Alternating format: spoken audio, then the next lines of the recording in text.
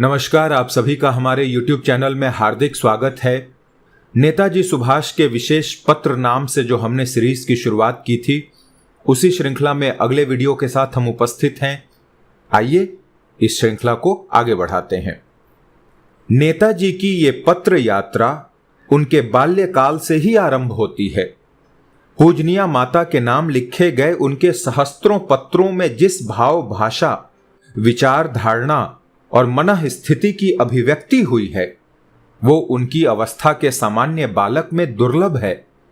आज 13-14 वर्ष का बालक शुद्ध रूप से साधारण सा पत्र भी नहीं लिख पाता, जबकि सुभाष इस अवस्था में ज्ञान, धर्म, शिक्षा और दर्शन संबंधित विशद व्याख्याएं करने लगे थे। इसे उनकी विलक्षण प्रतिभा ही कहा जा सकता है। सुभाष की अपनी माता के प्रति अपार श्रद्धा थी।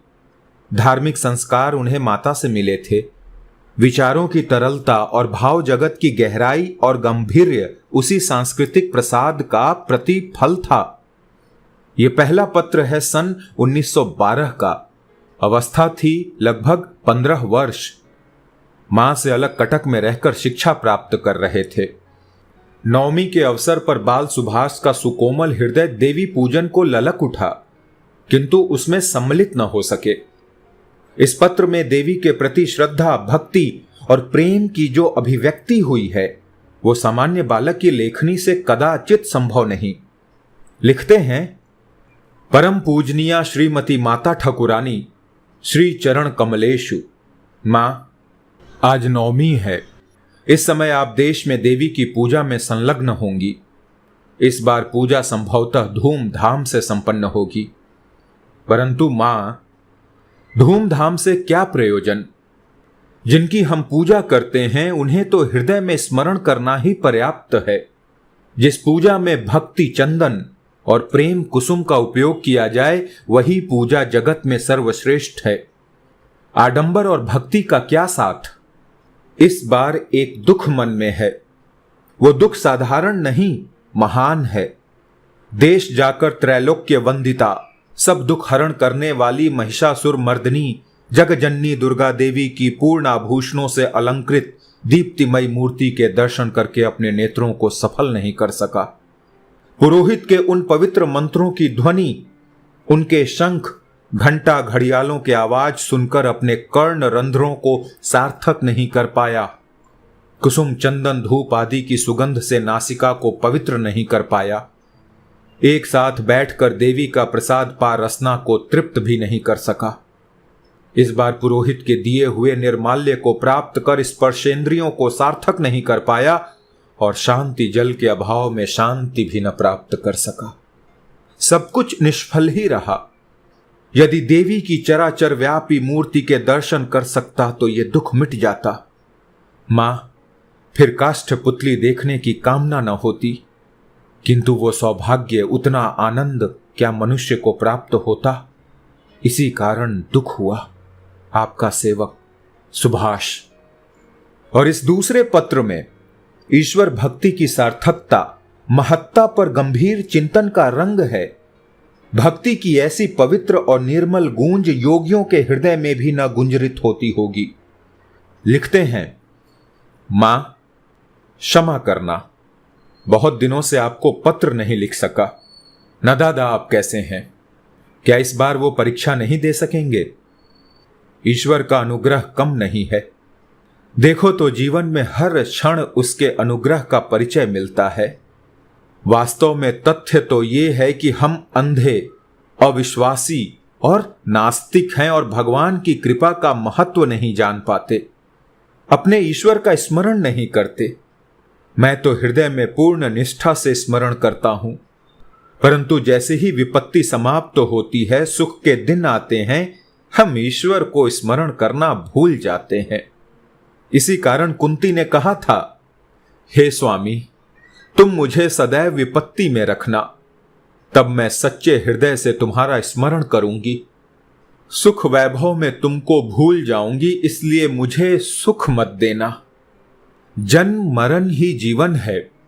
इस जीवन में हरि का नाम स्मरण करना ही जीवन की सार्थकता है। यदि हमने ईश्वर का नाम नहीं स्मरण किया तो जीवन व्यर्थ है। मनुष्य और पशु में यही अंतर है कि पशु ईश्वर का अस्तित्व नहीं जानता और हम जानकर उसे स्मरण करने में असमर्थ हैं।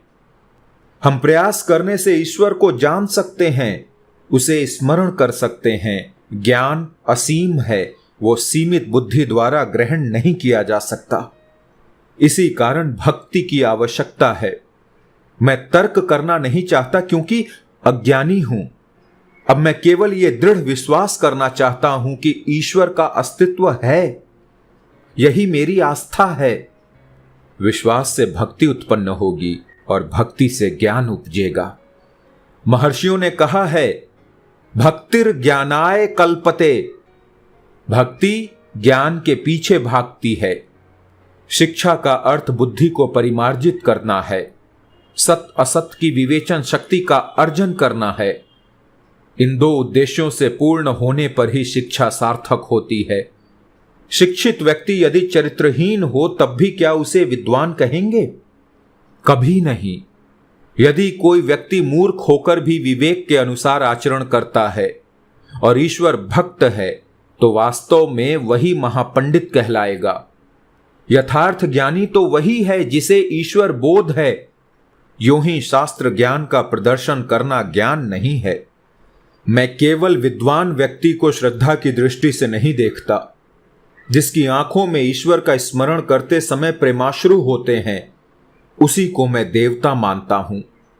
भंगी होने पर भी मैं ऐसे व्यक्ति की पगधूलि का स्पर्श कर अपने को धन्य समझूंगा और एक ही बार दुर्गा या हरिनाम स्मरण से जिसके मन में स्वेद, अश्रु, रोमांच आदि सात्विक लक्षण प्रकट होते हैं, वो व्यक्ति तो साक्षात भगवान ही है।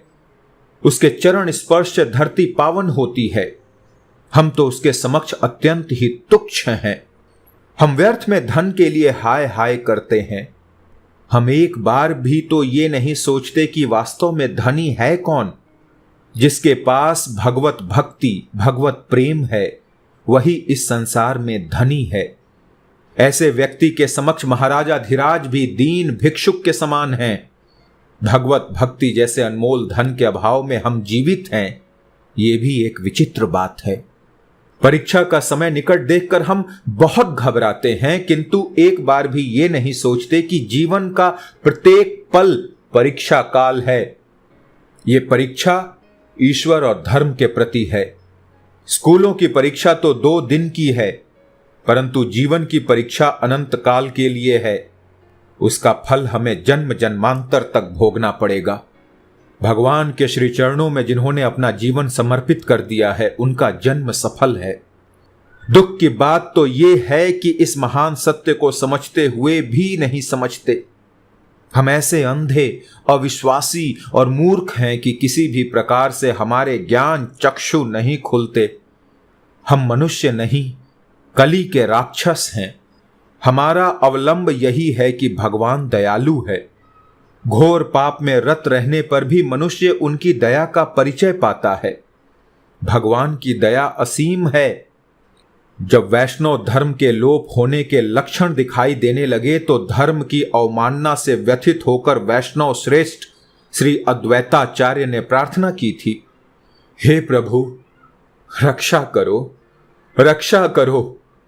इस काल में संभवतः धर्म स्थिर नहीं रहता, अतः तुम अवतार लो और धर्म का उद्धार करो।